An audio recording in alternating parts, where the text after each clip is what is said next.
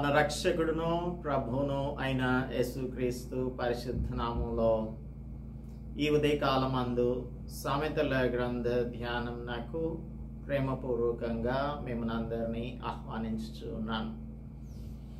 ఎంతవరకు మనం తండ్రి కుమారునికి చేసిన 5 ఉపదేశములను ధ్యానం చేశాము. 6వ ఉపదేశంలో మనం ఈరోజు 2వ భాగాన్ని ధ్యానం చేస్తున్నాం. చాప్టర్ 4లో అనగా ప్రావర్బ్స్ చాప్టర్ 4లో మనం ఇప్పుడు చూస్తున్నటువంటి మాటలు 10 నుంచి 19 వరకు అంటూ ఉన్నాడు. నా కుమారుడా, నీవు ఆలకించి నా మాటలను అంగీకరించిన ఎడలా అని అంటున్నాడు. ఇక్కడి నుంచి 6th instruction of the father to the son మనకు ప్రారంభమైంది. ఇందులో మనం 13 వచనాల వరకు ధ్యానం చేశాము. నిన్నటి దినమందు హోషియా గ్రంథంలో నుంచి ఒక మాటను మనం జ్ఞాపకం చేసుకున్నాం. హోషియా గ్రంథం 14వ అధ్యాయం 9వ వచనంలో, జ్ఞానులు ఈ సంగతులు వివేచింతురు, బుద్ధిమంతులు వాటిని గ్రహింతురు. ఏలయనగా యెహోవా మార్గములు చక్కనివి. యెహోవా మార్గములు చక్కనివి. యెహోవా మార్గములలో నడిచేటువంటి వారు భక్తిహీనుల మార్గంలో ఏమాత్రము కూడా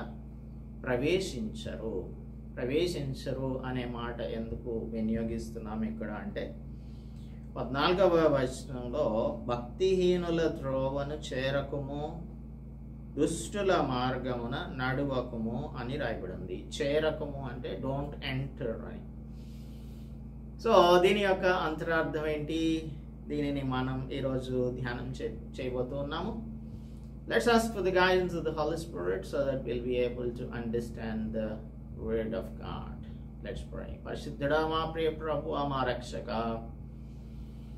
ఈ ఉదయకాల ధ్యానంలో మా ప్రియులందరితో కలిసి మీ మాటలను మరి ఒకసారి ధ్యానం చేసే భాగ్యమును మాకు అనుగ్రహించినందుకు కృతజ్ఞతలు చెల్లిస్తున్నాం. మీ వాక్యమే మాకు ఆధారం ప్రభువా. ఈ స్క్రిప్చురల్ ఫౌండేషన్ లేక అనేక మంది తండ్రి ఈ దినాలలో ఇటు అటు కొట్టుకొని పోయేటువంటి వారిగాను, ఫాల్స్ డాక్ట్రిన్స్ని ఎంబ్రేస్ చేసేవారిగాను, ఫాల్స్ ప్రాఫిట్స్ని, ఫాల్స్ టీచర్స్ని వెంబడించే వారిగాను ఉండి జీవమార్గమునకు వారు తిరగకుండా జీవమార్గంలో నుంచి భ్రష్టులై తిరిగిపోయి వేరొక మార్గంలో, విశాల మార్గంలో జీవిస్తున్నారు. ప్రభువా, మీ మాటలను అనుసరించి నడిచేటువంటి వారికి ఎల్లప్పుడూ కూడా అవి చక్కనైన మార్గములుగా ఉంటాయి అని మీరు వ్రాయించినటువంటి నిన్నటి దినమందు హోషియా గ్రంథంలో చదివిన మాటలను బట్టి మీకు వందనాలు. చక్కనైన మీ మార్గంలో మమ్మలను నడిపించి భక్తిహీనుల మార్గములకు దూరంగా ఉండునట్లు మా ఎడల, మా ప్రియుల ఎడల దయ చూపించమని ఈరోజు మేము ధ్యానం చేయబోతున్న ఈ మాటలను మీరు మా హృదయములకు అర్థమవునట్లుగా సహాయం చేయమని క్రీస్తు యేసు పరిశుద్ధ నామములో ప్రార్థిస్తున్నాము తండ్రి. ఆమేన్. Praise God and welcome to the meditation of the book of Proverbs once again. In the mighty name of our Lord and Savior Jesus Christ, I would like to invite you to this morning meditation. Let's turn our Bibles to the book of Proverbs chapter 4 verse 14. 14వ వచనం, 4వ అధ్యాయం 14వ వచనం చదువుదాం. భక్తిహీనుల త్రోవను చేరకుము, దుష్టుల మార్గమున నడువకుము. తండ్రి కుమారునికి చేయుచున్న ఉపదేశములను మనం ధ్యానం చేస్తున్నాం. ఈ గ్రంథం అంతా కూడా అనగా ఈ సామెతల గ్రంథం అంతా కూడా it వార్న్స్ us against the evil men, దుష్టులైన మనుష్యులకు వ్యతిరేకంగా, అలాగుననే స్ట్రేంజ్ ఉమెన్, ఇమ్మారల్ ఉమెన్, వేశ్యలకు, తర్వాత దైవ వ్యతిరేకమైన క్రియలు చేసేటువంటి స్త్రీలకు దూరంగా ఉండుము అని తన కుమారుని హెచ్చరించుచు ఉన్నాడు. ఇందులో ఈ చాప్టర్లో కుమారులు అని రాయబడి ఉంటుంది. అన్ని చోట్ల కుమారుడా ఉంటుంది. When we started this chapter, we made this point. ఇది కుమారులు అని రాయబడి ఉంటుంది. So this is written for all the children of God to walk on in the godly path. 10 నుంచి 13 వరకు గాడ్లీ పాత్ లో నడవాలని మాట్లాడుతూ ఉన్నాడు, చెప్తూ ఉన్నాడు, హెచ్చరిస్తూ ఉన్నాడు. 14 నుంచి 17 వరకేమో ఈ భక్తిహీనుల మార్గంలో నుంచి నీ హృదయమును దూరంగా ఉంచుకో, keep the heart away from the path of the wicked అని చెప్తూ ఉన్నాడు. మనకు ఒక భక్తుడు ఏం చెప్తాడు అని అంటే, don't take the first step for you may not be the master of your destiny. Don't take the first step for you may not be the master of your destiny అంటే మొదటి అడుగు వేయకండి. మొదటి అడుగు ఏదైనా సరే మన యొక్క నడక ఎక్కడ స్టార్ట్ అవుతుంది? ఫస్ట్ స్టెప్తో మొదలవుతుంది. సో మొదటి అడుగు వేయకండి. ఆ తర్వాత మీరు మీ విధికి యజమాని కాకపోవచ్చు. మీ విధికి అంటే అది దేనికి దారి తీస్తుంది అనేది. ఒకని ఎదుట సరి అయినదిగా మార్గం కలదు, తుదకు అది మరణము నాకు త్రోవ తీయును అని సొలొమోనే నెక్స్ట్ మనం చూడబోతున్నటువంటి అధ్యాయాలలో చెప్తాడు. మన కన్నులతో చూసినప్పుడు అది చక్కని మార్గంగాను తర్వాత ప్లెజెంట్ గాను కనిపిస్తూ ఉండవచ్చు. కానీ అది తుదకు ఎక్కడికి దారి తీస్తుంది అనేది అర్థం చేసుకోవడం అనేది చాలా కష్టం. So we will not be able to master the destiny. దాని గమ్యమును మనం ఎప్పుడు కూడా శాసించలేము. అడుగు వేసిన తర్వాత నడుస్తాం, నడిచిన తర్వాత దాని యొక్క అంతం ఎక్కడికి వెళ్తుందో అర్థం కాదు. అయితే దేవుని బిడ్డలైనటువంటి వారికి మాత్రం మనం వెళ్తున్న మార్గం ఏమిటి అనేది చాలా స్పష్టంగా తెలుసు గనుక దేవుని బిడ్డలైనటువంటి వారు భక్తిహీనుల మార్గంలోనికి వెళ్ళకూడదు. భక్తిహీనుల త్రోవను చేరకము. Be careful which path you take. తర్వాత దుష్టుల మార్గమున నడువకము. There are only 2 ways. There is no third or the middle way. మధ్య మార్గం అంటూ ఏది కూడా ఉండనే ఉండదు. 2 మార్గాలు ఉంటాయి. ప్రయాణికులు తమకు నచ్చిన విధంగా ఎంచుకొనదగిన చిక్కని మార్గాలు లేదంటే చక్కని మార్గాలు, వీటిని మనం లాబిరింత్ వేస్ అంటాం. లాబిరింత్ వేస్ చక్కని మార్గాలు అనగా ప్రయాణికులకు చక్కని మార్గాలు అంటూ ఏమీ లేవు. 2 మార్గాలు ఉంటాయి. ఆ రెంటిలో నుంచి మనం ఒకదానిని చూస్ చేసుకోవాలి. కానీ మధ్య మార్గంలో నేను వెళ్తాను అంటే మనలను ఉమ్మి వేస్తాను అని ప్రకటన గ్రంథంలో యేసు ప్రభువు చెప్తూ ఉన్నాడు. అయితే చల్లగానైనా ఉండాలి లేదా వెచ్చగానైనా ఉండాలి. నులివెచ్చని స్థితిలో మనం ఉన్నట్లయితే మనలను ఉమ్మి వేస్తాను అంటున్నాడు. సో ఈ ఉమ్మి వేయబడే వారు ఎవరంటే ఏదో ఒక మధ్య మార్గం ఉంటుంది అని అనుకుంటారే, వారు భ్రమల్లో ఉంటూ ఉంటారు. ఆ భ్రమల ప్రకారంగా వారు ఆ మార్గంలో వెళ్తున్నామని అనుకుంటూ ఉంటారు. కానీ చివరికి వారి యొక్క గమ్యం ఏంటి అంటే పరిశుద్ధ గ్రంథం చాలా స్పష్టంగా చెప్తుంది, అది మరణమునకు త్రోవ తీస్తుంది. ఇజ్రాయేలీలకు మోషే ద్వితీయోపదేశ కాండంలో 30వ అధ్యాయంలో 15 నుంచి 20 వచనాల వరకు చెప్తూ ఉన్నాడు.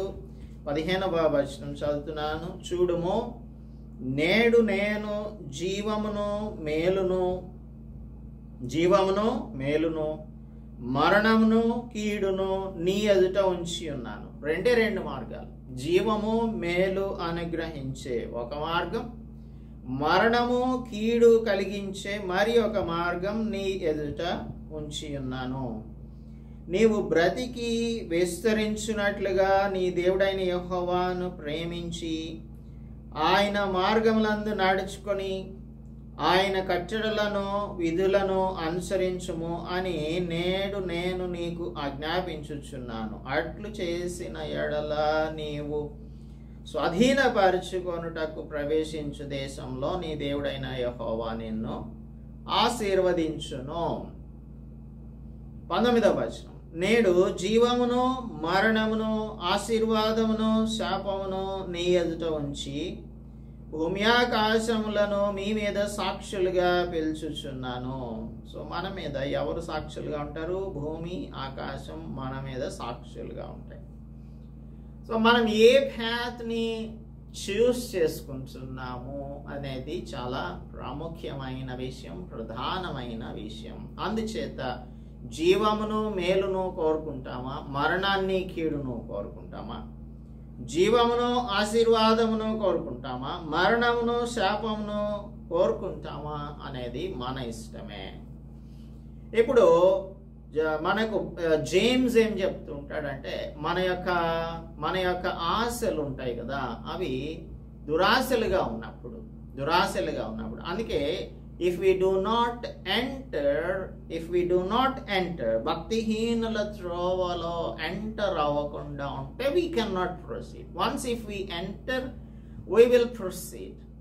అందుచేతనే జేమ్స్ ఏమంటున్నాడంటే యాకోబు పత్రిక 1వ అధ్యాయం 14-15 వచనాలు చూస్తే, ప్రతివాడు కూడా తమ దురాశ చేత 14-15 ప్రతివాడును తన స్వకీయమైన దురాశ చేత, అంటే this is an individual lust అని చెప్పాలి. ఇండివిజువల్ లస్ట్, స్వకీయమైన దురాశ చేత ఏడవబడి he will be dragged into that, మరలు కల్పబడి he will be enticed, అలాగ టెంప్ట్ అవుతాడు, మరలు కల్పబడిన వాడై శోధింపబడును. దురాశ గర్భం ధరించి పాపమును కనగా పాపం పరిపక్వమై మరణమును కనును. నా ప్రియ సహోదరులారా, మోసపోయే అవకాశం చాలా ఎక్కువగా ఉంటుంది. ఎందుకంటే మనకున్నటువంటి స్వకీయమైన దురాశల చేత మనం ఏడవబడి మరలు కల్పబడతాం. We will be enticed by that and we fall into temptation. అందుకే మనం ఫస్ట్ ఏం చేయాలి? ఈ రూట్ లెవెల్ నుంచి పాపాన్ని ఫస్ట్ స్టెప్లో నుంచే కట్ ఆఫ్ చేసేయాల్సి ఉంటుంది. దానిని ఎప్పుడైతే మనం కట్ ఆఫ్ చేయలేకపోతామో అప్పుడు దానిలో ప్రొసీడ్ అవుతాం. ప్రొసీడ్ అయిన తర్వాత we have to reach the destiny that is set by God. కనుక ఇటువంటి దానిలో మనం గనక పడిపోయినట్లయితే మనలను ఎవరు కూడా దీనిలో నుంచి తప్పించలేరు. కీర్తనకారుడు అనగా సోలమన్స్ ఫాదర్ 1వ కీర్తన 1వ వచనంలోను 2వ వచనంలోను ఏం చెప్తున్నాడు? దుష్టుల ఆలోచన చొప్పున నడవక, భక్తిహీనులు, దుష్టులు, వికెడ్ పీపుల్, దుష్టుల ఆలోచనలన్నీ కూడా దైవ వ్యతిరేకమైన ఆలోచనలుగా ఉంటాయి. అందుచేత మనం ఏం చేయకూడదు అంటున్నాడు? Don't walk in the way of the wicked, పాపుల మార్గమున నిలువద్దు. ఇప్పుడు డోంట్ స్టెప్ ఇన్ టు భక్తిహీనుల త్రోవకు చేరకము అంటున్నాడు. డు నాట్ ఎంటర్ అని, do not enter the path of the wicked. Do not enter the path of the wicked. ఇక్కడ పాపుల మార్గమున నిలువక, ఒకవేళ ఎంటర్ అయ్యారనుకోండి దానిలో నిలిస్తే దానిలో నడుస్తారు. దానిలో నడిచినప్పుడు వారితో పాటు నడవడమే కాకుండా వారితో పాటు కూర్చుంటాం. అపహాసకులు కూర్చుండు చోటను కూర్చుండక. నంబర్ 1, దుష్టుల మార్గంలో దుష్టుల ఆలోచన చొప్పున నడవకూడదు. వారు ఆలోచన చెప్తే ఆ ఆలోచనను మనం తిరస్కరించాలి. పాపుల మార్గమున నిలువక, దానిలో ఎంటర్ అయితే గనక దానిలో ఎట్టి పరిస్థితుల్లోనూ నిలవకూడదు, దానిలో నుంచి పారిపోయి వచ్చేయాలి.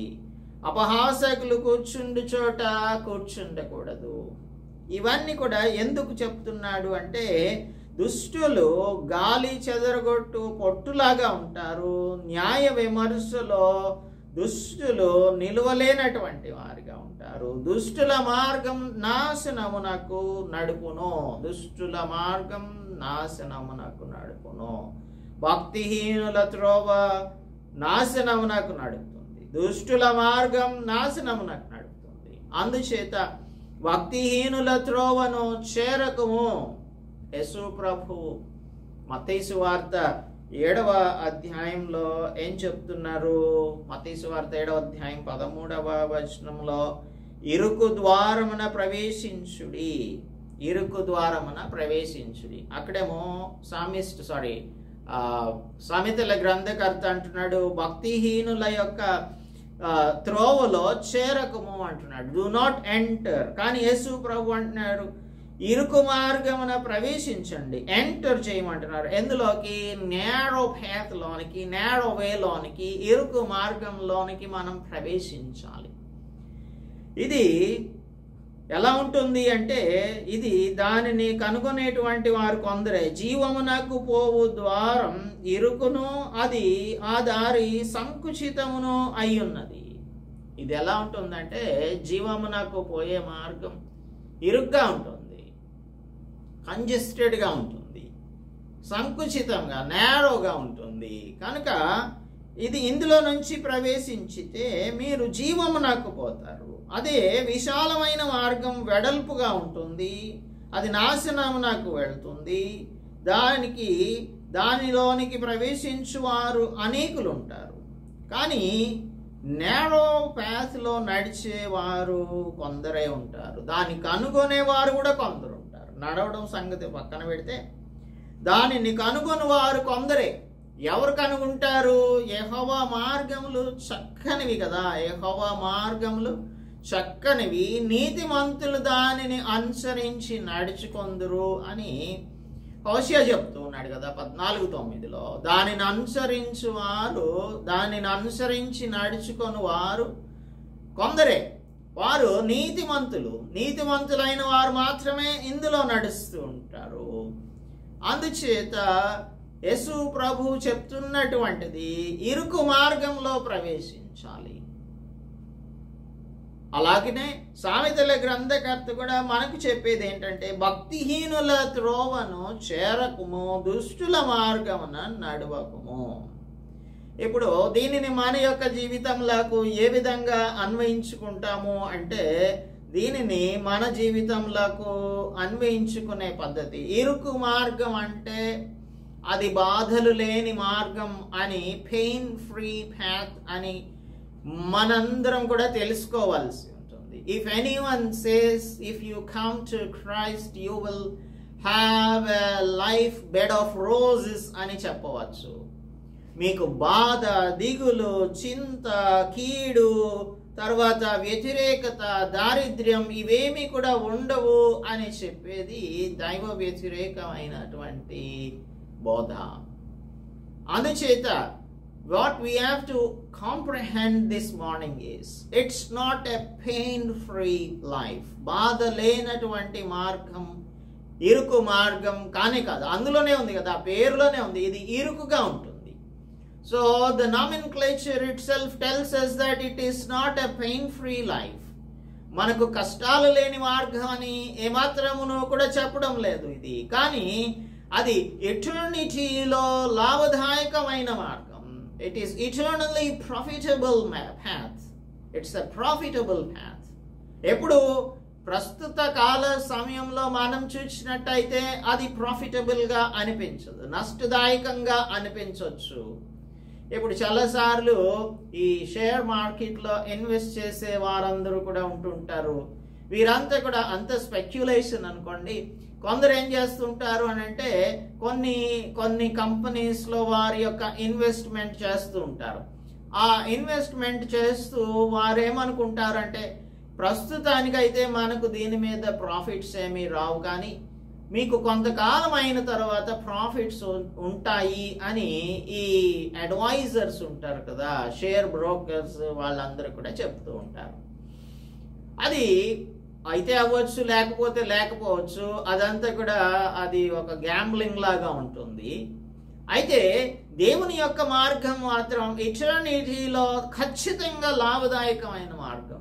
ప్రస్తుతానికి ఒకవేళ మనకు దీని వలన లాభం లేదు, ఎందుకు మనం ఈ విధంగా క్రైస్తవులంగా జీవిస్తున్నాము, మనకేం ప్రయోజనం ఉంది, దేవుణ్ణి నమ్ముకోవడం వలన మనం అంతా కూడా పోగొట్టుకున్నాము, దేవుని నమ్ముకుంటే మనకి ఏమి కలిసి వచ్చింది, ఇటువంటి మాటలను మనం క్రైస్తవుల నోటి నుంచి విననే వినకూడదు.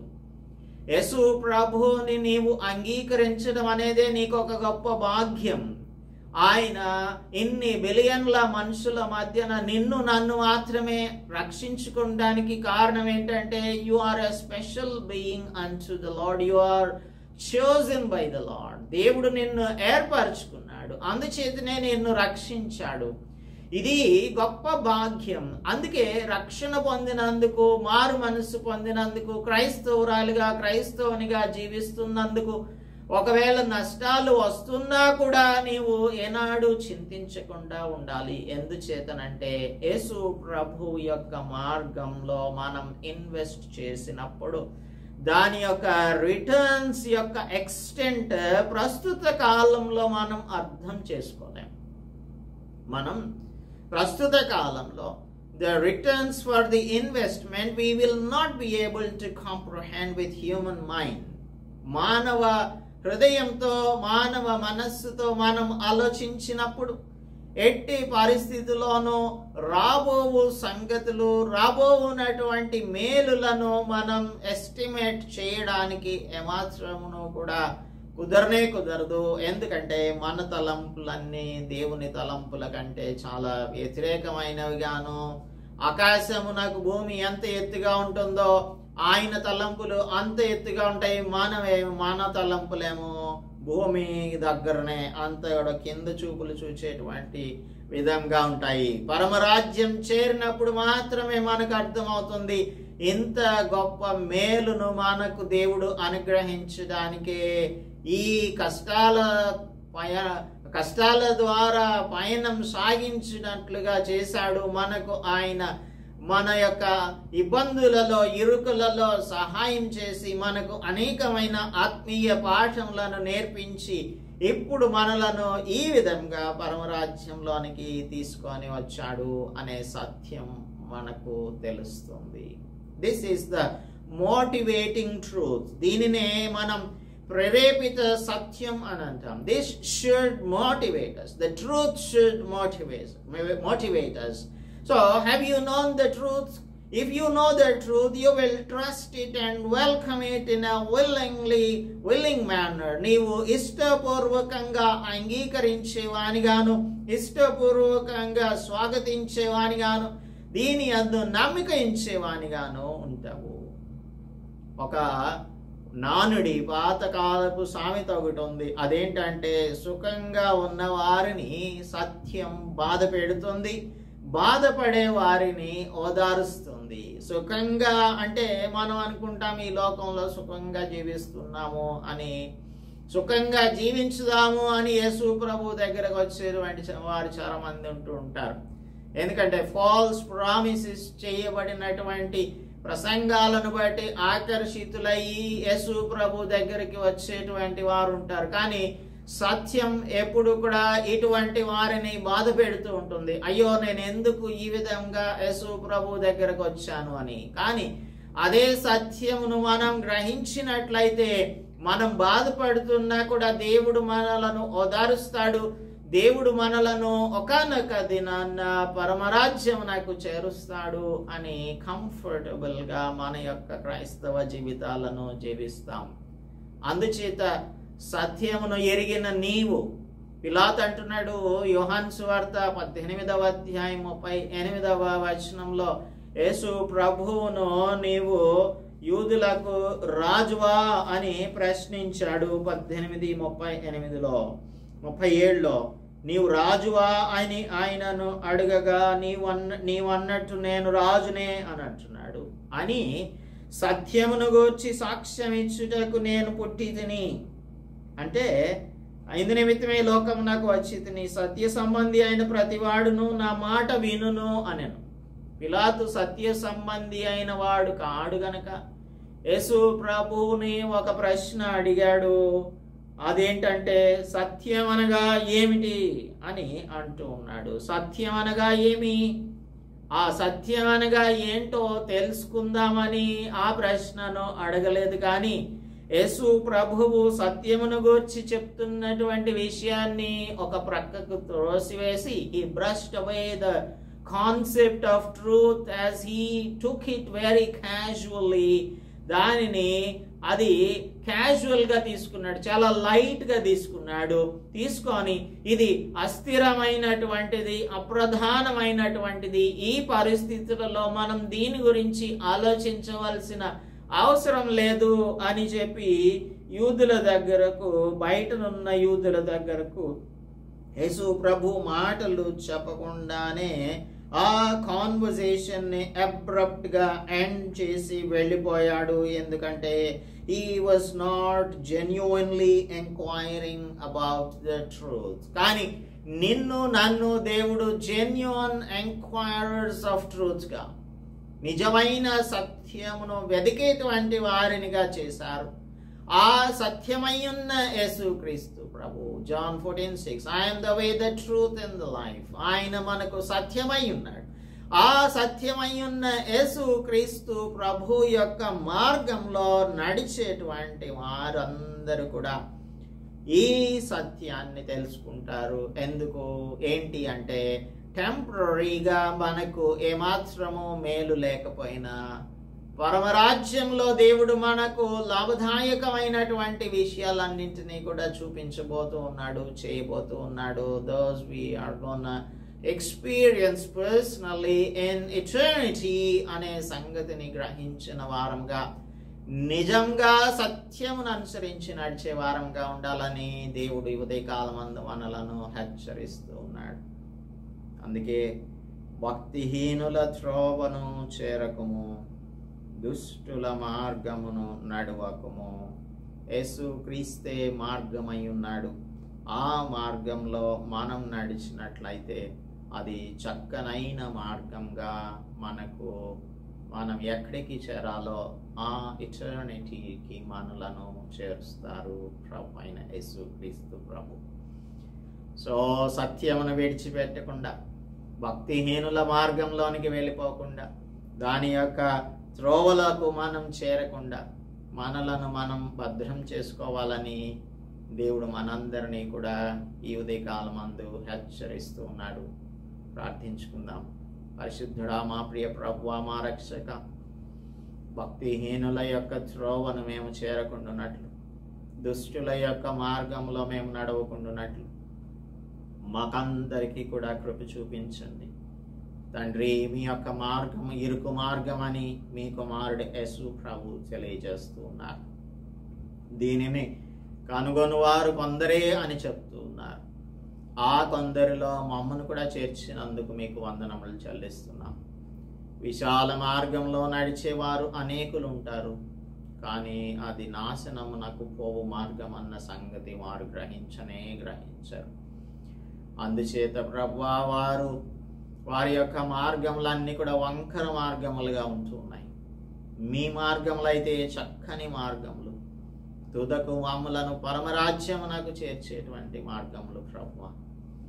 ఈ మార్గంలో నడుచుట యందు మేము ఎన్నడూ కూడా పశ్చాత్తాపపడకుండా, పెయిన్స్ ఫ్రీ లైఫ్ అని మేము ఎప్పుడు కూడా ఎంచకుండా, ఇది ఇరుకు మార్గం, ఇరుకుగానే ఉంటుంది అని, ఇందులో మేము అన్నింటినీ కూడా జయించుటకు, వచ్చే కష్టాలు, బాధలు, ఇరుకులు అన్నింటినీ జయించుటకు మీరు మాత్రమే శక్తిని అనుగ్రహించగలరని నమ్మి, మిమ్మును మా జీవితములను ట్రాన్స్ఫార్మ్ చేయుటకు వెల్కమ్ చేస్తూ, ఎల్లప్పుడూ కూడా మిమ్మును అక్నాలెడ్జ్ చేస్తూ జీవించుటకు మా ప్రియులకు మాకు కృపను అనుగ్రహించమని మీ కుమారుడు, మా రక్షకుడు యేసుక్రీస్తు పరిశుద్ధ నామములో ప్రార్థిస్తున్నాం తండ్రి.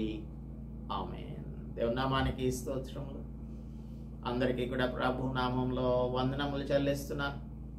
దేవుని యొక్క మాటలను మనం వింటూ ఉన్నాం.